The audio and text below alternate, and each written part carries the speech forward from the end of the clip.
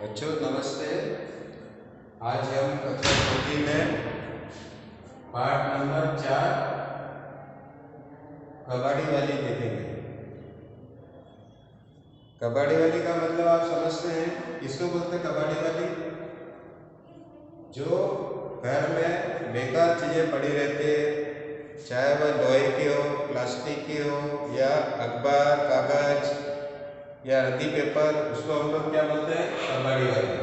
जो हमसे खरीद कर ले जाती है और मार्केट में थोड़े ऊंचे दाम में बेच देती है, इसे हम लोग क्या बोलते हैं? कबाड़ी वाली। तो जो कि घर में, हमारे घर के आसपास या घर में पड़ी वस्तुएं जो बेकार पड़ी है, जो काम में नहीं ला रहे हैं, उसको हम लोग क्या करते हैं?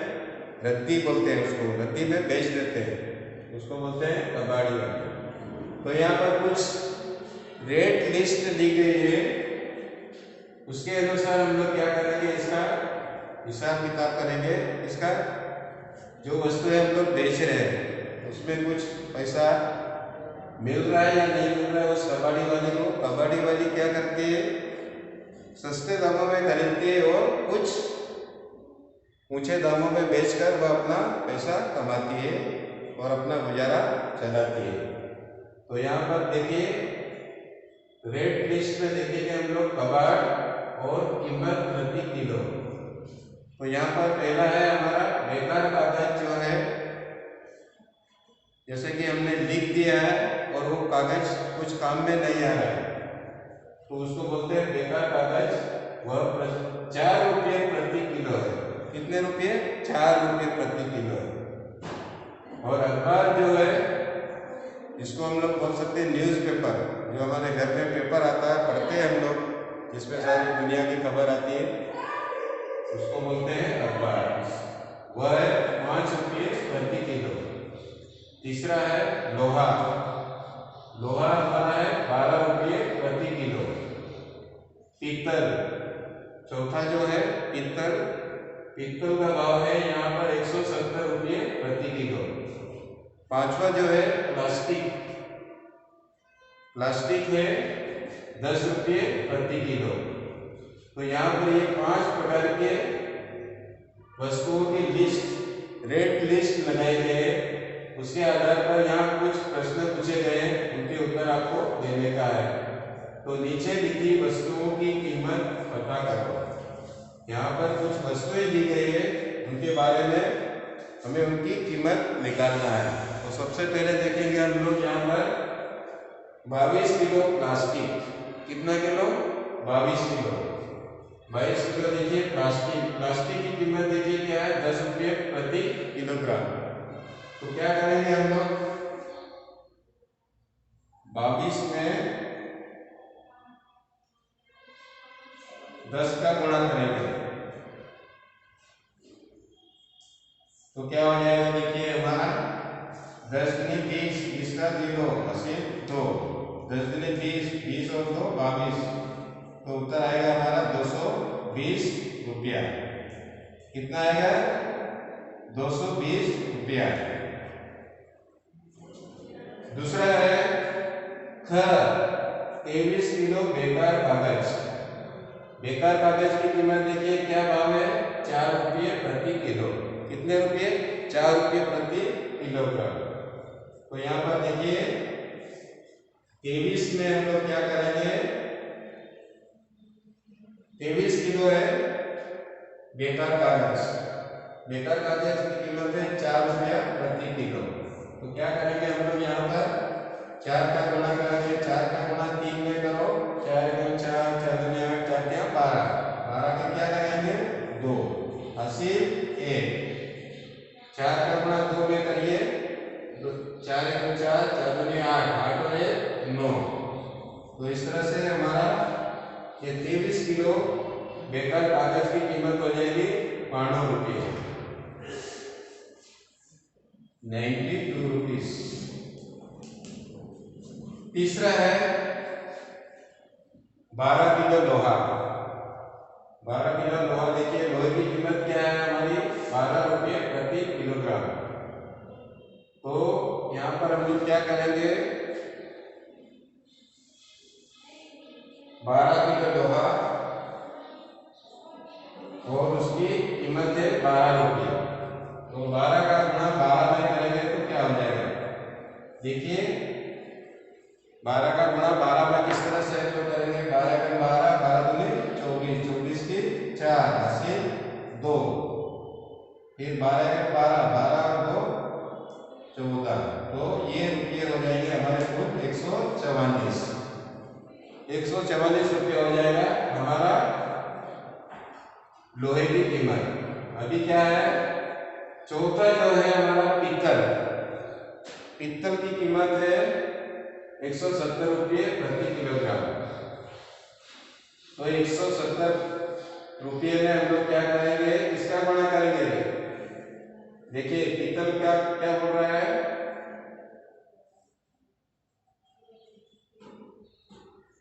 पित्तल का तो इधर हो गया है, लेकिन इधर प्लास्टिक 10 रुपये हो गया। अभी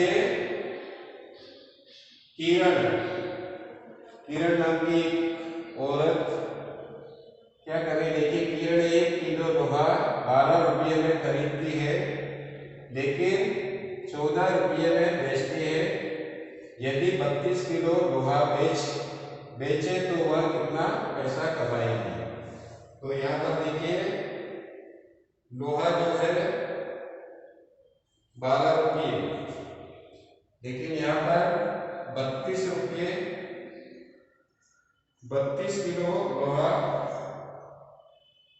32 में हम लोग क्या करेंगे, 12 का गुणा करेंगे।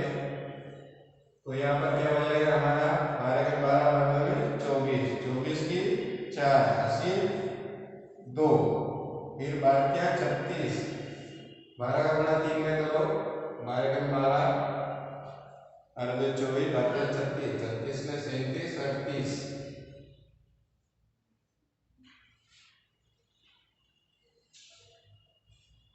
यहाँ पर देखिए 12 किरण 1 लोहा 1 किलो लोहा 12 रुपये में खरीदती है, तो 14 रुपये में बेचती है। तो यहाँ पर क्या करेंगे हम लोग, इस तरह से ये तो कर देंगे तो यहाँ ये हो जाएगा, लेकिन क्या हो गया यहाँ पर हमारा 2 रुपये जो प्रति है किलो, तो 32 गुणे 4 नहीं 2, 2 दूनी 4, 2 क्या 6। तो इस तरह से ये किरण जो है 1 किलो लोहा 12 रुपये में खरीदती है, वो 14 रुपये में बेचती है। तो यदि 32 किलो लोहा पर कितना पैसा कमाएगी? तो यहाँ पर 32 में 2 का गुणा करा तो 64 रुपया, मतलब 1 किलो के पीछे उसको कितना रुपया मिल रहा है, 2 रुपया। तो यहाँ पर 32 जो है 32 किलोग्राम लोहा बेचे तो वह 64 रुपया कमाएगी। अभी कुछ प्रश्न दिए गए हैं, उनके उत्तर आपको देना है। यहाँ पर पहला है, दीनू ने पित्तल के लिए कितना पैसा दिया? 4 किलो पित्तल के लिए दीनू को कितने पैसे देने पड़ेंगे? देखिए पित्तल की कीमत क्या है, 170 रुपया प्रति किलो। तो यहाँ पर वो 4 किलो का बोल रहा है, दीनू ने पित्तल के लिए कितना पैसा दिया? 4 किलो पित्तल के लिए दीनू को कितने पैसे देने पड़ेंगे? तो 4 का गुणा करेंगे हम लोग, 170 में 4 0 0, तो 4 7 28, 28 की 8 हासिल 2, फिर 4 का 4, 4 और 2 6, तो 680 रुपये देने पड़ेंगे। चौथा है आगे, 31 किलोग्राम अखबार के लिए कितने रुपये देगी? 31 रुपये, 31 किलोग्राम अखबार के लिए कितने रुपये देगी और किरण? तो यहाँ पर देखिए अखबार की कीमत क्या है, 5 रुपये। तो यहाँ हमारा पूछा है 31 किलोग्राम अखबार, तो 5 का गुणा करेंगे तो इधर देखिए कितना हो जाएगा, 5 एकम 5 और 5 के 15, तो 155 रुपये हो जाएंगे। ठीक है। अभी अगला है, तुम क्या सोचते हो, क्या तुम्हें भी गणित मुश्किल लगता है? ये आपके ऊपर है। जो पढ़ने वाले बच्चे हैं उनके लिए तो गणित मुश्किल नहीं है, लेकिन जो कमजोर अपने आप को महसूस करते हैं कि मुझे गणित बहुत कठिन लगता है, मुझे गणित से बहुत डर लगता है, तो यहाँ पर ये प्रश्न आप लोगों के लिए, तुम क्या सोचते हो, क्या तुम्हें भी गणित मुश्किल लगता है? गणित इतना मुश्किल नहीं है। अगर आपको गिनती पहाड़ा वगैरह आ जाएगा तो सब गिनती पहाड़ों के द्वारा ही गणित हल हो जाएगा। जोड़ना, घटाना, गुणा करना, भाग करना, ये सब गणित, तो गणित मुश्किल नहीं है। आगे, तुम्हें गणित की पुस्तक में सबसे कठिन क्या लगता है? आपको अभी पाठ नंबर 1, 2, 3, 4, 5 तक पढ़ा दिया गया है, लेकिन यहाँ पर आपको चैप्टर नंबर 5 के हिसाब से दुनिया कुछ ऐसी लगती है, आपको शायद कठिन लगता होगा। पाठ नंबर 5 में हमने देखा दुनिया कुछ ऐसी दिखती है, उसके बारे में हमने सीखा। तो यहाँ पर एक प्रश्न पूछा गया है, तुम्हें गणित की पुस्तक में सबसे कठिन क्या लगता है? तो तुम्हें गणित की पुस्तक में या हमें गणित की पुस्तक में सबसे कठिन लगता है पाठ नंबर 5, दुनिया कुछ ऐसी दिखती है। आगे अगला प्रश्न है, तुम्हें उसमें सबसे आसान पाठ कौन सा लगता है? पहले हमने देखा सबसे कठिन चैप्टर कौन सा लगता है, और बाद में क्या है, सबसे सरल पाठ कौन सा लगता है।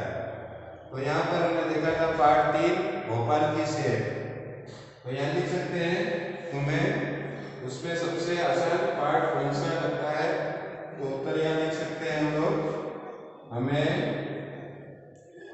सबसे आसान पाठ 3, भोपाल की सैर सबसे आसान लगता है। ठीक है। आगे में, क्या तुमने कभी किसी से उधार लेने के बारे में सुना है? इसलिए हम लोग देखते हैं कुछ मुसीबत या कुछ समस्या जब हमारे सामने आती है, कुछ पैसों की जरूरत पड़ती है, तो हम लोग क्या करते हैं, दूसरों से मांगते हैं कि भैया मुझे इतने इतने रुपये की जरूरत है, मेरा बच्चा बीमार है, या मुझे जरूरी कुछ काम है, या मुझे बिल, पानी का बिल भरना है, बिजली का बिल भरना है। तो इस तरह से हमें अचानक से पैसों की जरूरत पड़ती है, तो हम लोग क्या करते हैं, एक दूसरे से रिक्वेस्ट करके उधार लेते हैं। इसलिए कारण बोल रहा है, तो यही कारण है। दवाई के लिए बोल सकते हैं, बिजली बिल के लिए बोल सकते हैं, पानी बिल के लिए बोल सकते हैं। इस तरह से बहुत सारे कारण हैं, अनेक कारण। इसको हम लोग क्या करते हैं, हम कभी दूसरों से उधार के बारे में उधार लेते हैं दूसरों से, और उन्हें वापस लौटाने की पूर्ण संभावना व्यक्त करते हैं कि भैया मैं इतने दिनों में वापस ये पैसा आपको लौटा दूंगा, मुझे अभी सख्त जरूरत है। तो बच्चों, आज हम लोग इतना ही देखेंगे। पाठ नंबर 6 था हमारा कबाड़ी वाली। कबाड़ी वाली, वाली का मतलब क्या होता है, एक औरत के बारे में बताया जाता है। यदि यहाँ पर कबाड़ी वाला होता है तो यहाँ पर एक आदमी के बारे में हम लोग कल्पना कर सकते थे या सोचते हैं, लेकिन यहाँ कबाड़ी वाली, जैसा हिंदी में बोलते हैं ना हम लोग, कबाड़ी वाली, कबाड़ी वाला। तो इस तरह से वो लोग क्या करते हैं, एक ठेला गाड़ी लेकर या कुछ ऐसे ये लेकर आते हैं औजार, जिसमें भी वो अपना जो भी कबाड़ी सामान खरीदते हैं वो भर करके लेकर आते हैं, और क्या करते हैं, मार्केट में ले जाकर उसे कुछ ऊंचे दामों में बेचते हैं, कुछ पैसा कमा लेते हैं। तो इस तरह से हम लोग बोल सकते हैं यहाँ पर पार्ट नंबर 6 में कबाड़ी वाली। तो आज बच्चों इतना ही, धन्यवाद।